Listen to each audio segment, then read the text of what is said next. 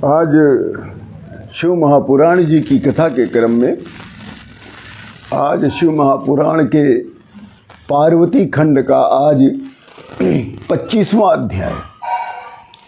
इस अध्याय का नाम है पार्वती जी की परीक्षा हेतु सप्त ऋषियों का हिमालय गमन। जब पार्वती माता तपस्या कर रही थी और देवता ब्रह्मा विष्णु सहित समस्त देवता लोगों ने शंकर भगवान से निवेदन किया, तब शंकर भगवान ने उनको आश्वासन दिया था कि हम अवश्य पार्वती देवी को अपना दर्शन देंगे और उनको विवाह करने का वरदान भी देंगे। इसके संदर्भ में शंकर भगवान ने उसके पहले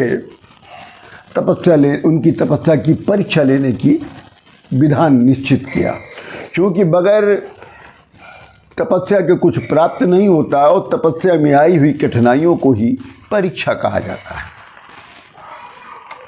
इसी के संदर्भ में शिव जी के समझाने पर ब्रह्मा विष्णु सहित समस्त देवगण लोग अपने अपने धाम को चले गए।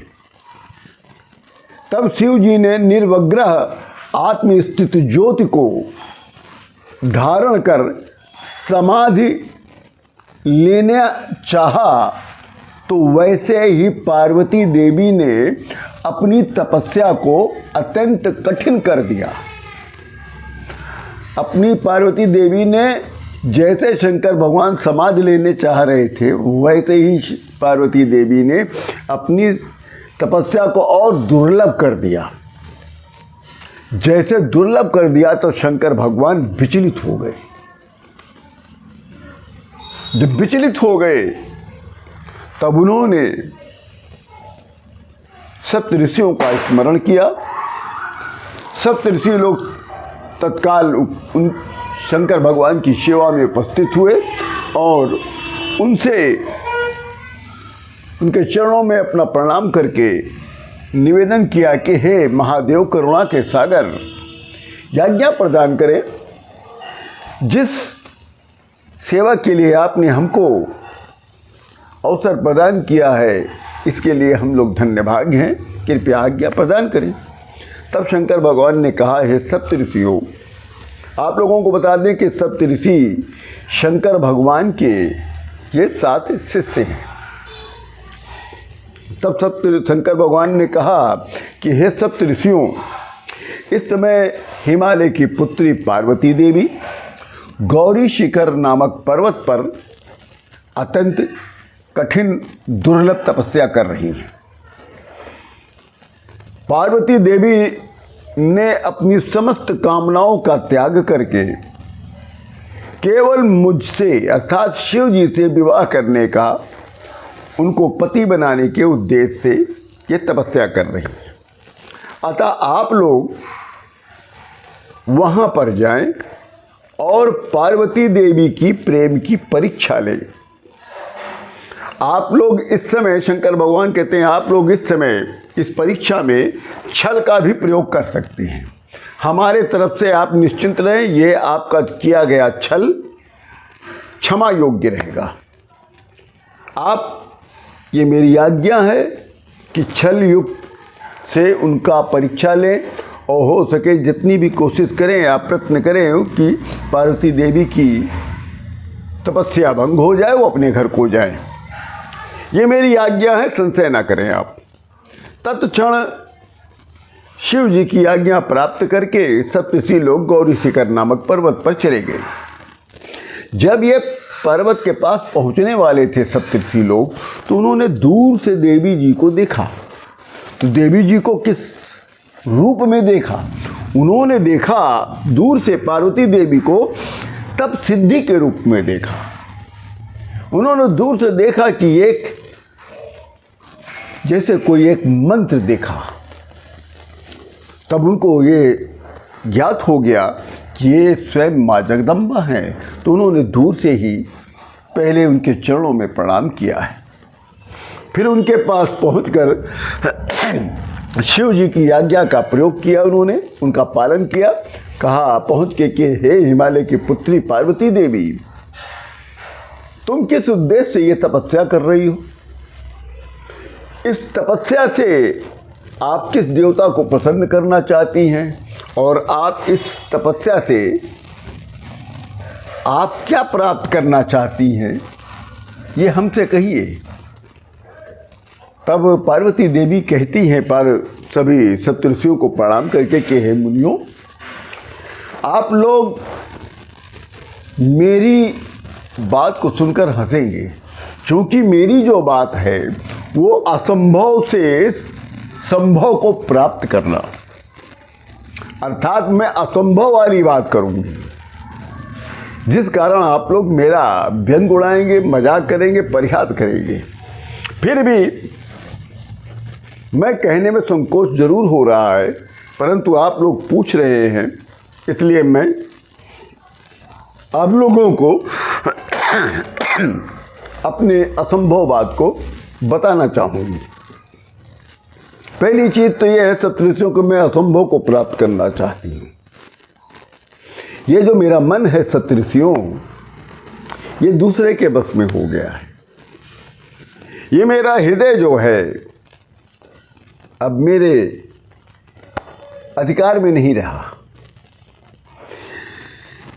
ये जो समुद्र का जल देखते हैं ना, उसी के ऊपर मेरा मन करता है कि एक महल बना दूं। मेरा मन समुद्र के जल के ऊपर महल बनाने का है सप्तऋषियों। सदाशिव तीनों लोकों के स्वामी शंकर भगवान मेरे ही पति हों, यही मेरा दृढ़ मनोरथ है। इसी उद्देश्य से मैंने नारद जी को अपना गुरु बनाई हूँ और उनकी आज्ञा अनुसार मैं ये कठिन तपस्या कर रही हूँ। सप्तऋषियों, मेरे मन में पंख नहीं है, फिर भी मेरा मन आकाश में पक्षियों की भांति उड़ना चाहता है।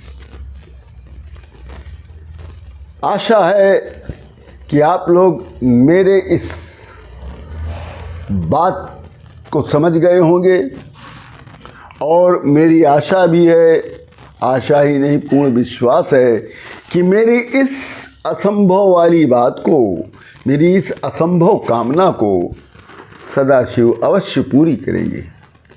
तब सप्तऋषियों ने कहा कि हे देवी,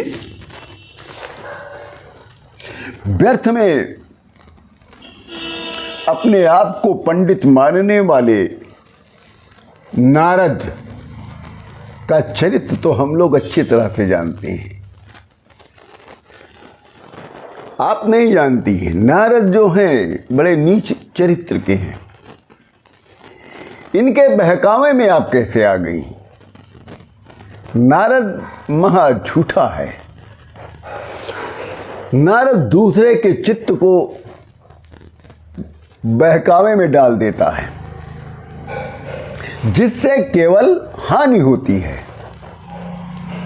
हे देवी, एक बार दक्ष ने 10 सहस्त्र पुत्रों को उत्पन्न किया और उत्पन्न करने के बाद उन 10 सहस्त्र पुत्रों को उन्होंने आदेश दिया कि तपकार करो।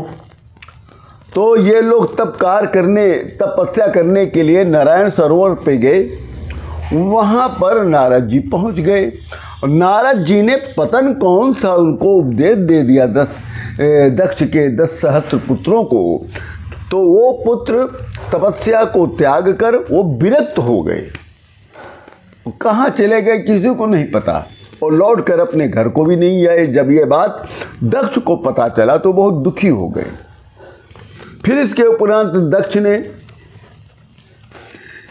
1000 पुत्रों को उत्पन्न किया। फिर उनको भी नारायण सरोवर पर भेजकर तपस्या कार्य में लगाया। वहाँ पर भी नारद जी पहुँच गए। फिर नारद जी ने वही उपदेश इन पुत्रों को दे दिया। ये भी तपस्या कार्य छोड़कर विरक्त होकर कहीं चले गए। ये भी लौटकर घर नहीं आए। जब दक्ष को फिर पता चला तो दक्ष बहुत दुखी हो गए। तो नारद जी का चरित्र हम लोग बहुत अच्छी तरह से जानते हैं। हे देवी, नारद जी जिसको उपदेश दे देते हैं वो भिक्षा मांगने योग्य हो जाता है। अतः देवी, मैं नारद जी का एक चरित्र और सुनाने जा रहा हूँ। नारद जी के एक चरित्र और सुन लीजिए कि पूर्व काल में एक राजा थे जिनका नाम था चित्रकेतु। नारद जी ने उनको ऐसा उपदेश दे दिया कि उनका घर ही सूना हो गया। नारद जी ने प्रहलाद को भी उपदेश दिया और ऐसा उपदेश दे दिया प्रहलाद को कि हिरण्यकशिपु से उसको बहुत दुख प्राप्त हुआ। वैसे पार्वती देवी नारद जी देखने में तो बहुत सज्जन हैं, बहुत सुशील हैं, पर हम लोग नारद जी के चरित्र को अच्छी तरह से जानते हैं। पर देवी जी, परम दुख की बात यह है कि जिसे आप अपना पति बनाना चाहती हैं, शंकर भगवान जिसको आप अपना पति बनाना चाहती, जिनको प्राप्त करना चाहती, वो तो कामदेव का शत्रु है। और शंकर भगवान जो हैं कामदेव से विरक्त हैं, काम से विरक्त हैं, और ऐसे व्यक्ति से विवाह करना तो हमको लगता नहीं उचित है। इसलिए पार्वती देवी जी, मेरी दृष्टि से आपकी तपस्या इस उद्देश्य से हमको निरर्थक लग रही है। और पार्वती देवी शिव जी का अमंगल वेश धारण करने वाले महानिलज्ज हैं। शिव जी का कुल आज तक किसी को नहीं पता। शिव जी तो भूत प्रेतों के साथ रहते हैं। शिव जी त्रिशूल और डमरू और सांपों को धारण करते हैं। शिव जी की माया किसी पर अगर चल गई तो वो आपकी तरह तपस्या ही करने लगता है। आपको ऐसे वर से क्या सुख मिलेगा? हे देवी, हे हिमालय की पुत्री, शिव जी ने दक्ष कन्या सती से भी विवाह किया था, जिस पर शिव जी ने दोष लगाकर उसको त्याग दिया। तो आपको शिव जी से विवाह करके क्या सुख मिलेगा? हे पार्वती देवी, आप इस तपस्या का त्याग कर कर अपने घर जाइए, अपने पिता के घर जाइए। हम लोगों का कहना मान लीजिए, आपका कल्याण होगा। हम लोगों ने आपके लिए विष्णु भगवान जैसा वर निश्चित किया है। विष्णु भगवान लक्ष्मी जी के साथ वैकुंठ में रहते हैं। हम लोग आपका विवाह विष्णु भगवान से कराएंगे। अतः हे देवी, आप अपना हठ त्याग कर अपने पिता हिमालय जी के महल में जाइए, सुखपूर्वक निवास करिए। तब पार्वती देवी थोड़ा गंभीर हो गई। क्रोध तो था, मगर क्रोध को उन्होंने व्यक्त नहीं किया। गंभीरता और धैर्यता के साथ उन्होंने सप्तऋषियों को उत्तर देना शुरू कर दिया। कहा कि हे ऋषियों, आप लोगों का विचार सत्य है, आपका विचार उत्तम है, पर मैं अपना हठ नहीं छोड़ूंगी। हे ऋषियों, क्यों नहीं छोड़ूंगी अपना हठ? क्योंकि मैं पर्वत के राजा की पुत्री हूं। पर्वत अर्थात पत्थरों का महल। पत्थर जो हठीला होता, उसी प्रकार मैं उसकी पुत्री हूँ, इसलिए मैं भी बहुत अधिक पर्वत के समान हठीली हूँ। मैं सब कुछ त्याग कर सकती हूँ, पर अपने विचार का त्याग नहीं कर सकती। नारद जी का उपदेश हितकारी है। क्यों? क्योंकि नारद जी मेरे गुरु हैं और गुरु का जो वचन होता है वो सदा हितकारी होता है और गुरु का वचन का त्याग करना किसी के लिए हितकारी नहीं होता। हे ऋषियों, आपका उपदेश सब झूठा है। अब मैं जो कहती हूँ वो सुनिए। आपने अब तक जितना बात कही है सप्त ऋषियों, वो सब झूठी है, सब गलत है। अब मैं जो कह रही हूँ वो सुनिए। तब पार्वती देवी ने कहना प्रारंभ किया। बहुत सुंदर बात कही।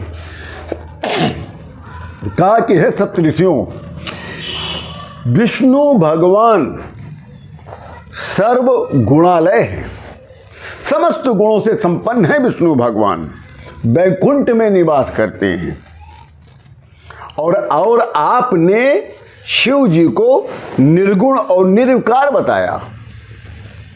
आपने बताया कि विष्णु भगवान सर्वगुण संपन्न है और शिव जी निर्गुण और निर्विकार है। यह सत्य है। इसका भी कारण मैं बताती हूँ, आप समझिए इसको। सदाशिव परब्रह्म हैं, अविकारी हैं। हे सप्त ऋषियों, हमारी बात को समझिए। आपकी ही बात को मैं कैसे स्पष्ट कर रही हूँ कि शंकर भगवान जो हैं परब्रह्म हैं, अविकारी हैं और शंकर भगवान जो हैं भक्तों के लिए ही शरीर को धारण करते हैं। शिव जी ईश्वर हैं और अपनी प्रभुता दिखाने की वो इच्छा नहीं रखते। शिव जी परमहंसों को उत्तम गति देने के लिए अवधूत स्वरूप को धारण करते हैं। शिव जी माया में लिप्त रहने के कारण आभूषण आदि को वो धारण नहीं करते। उसमें आभूषणों में उनकी रुचि नहीं होती क्योंकि वो माया में लिप्त रहते हैं। शंकर भगवान निर्गुण अज माया रहित अलक्ष्य गति विराट स्वरूप है। इसलिए धर्म जाति से किसी पर अनुग्रह नहीं करते। यदि शंकर भगवान मुझसे विवाह नहीं करते हैं, हे सप्तऋषियों, यदि शंकर भगवान मुझसे विवाह नहीं करते हैं तो मेरा ये वचन है, मैं आजीवन अविवाहित रहूँगी। हे ऋषियों, सूर्य पश्चिम से उदय हो सकता है।